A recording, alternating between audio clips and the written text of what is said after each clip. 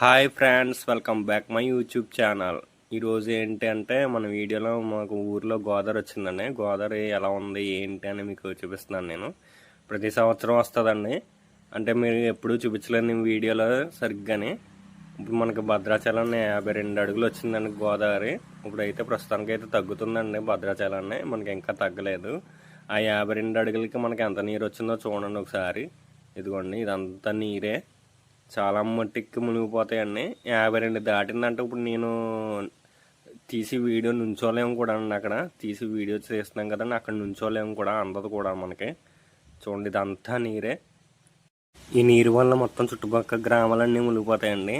మాది అయినవెల్లి మండలంలో వీరవెల్లిపాలెం గ్రామం అండి.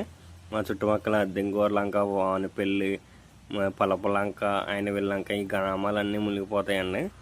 కానీ ప్రస్తుతానికి 52 కాబట్టి పర్లేదండి, ఏమవుదో. 52 దాటితే కనుక ఇబ్బంది పడతామండి. థ్యాంక్ యూ సో మచ్ అండి.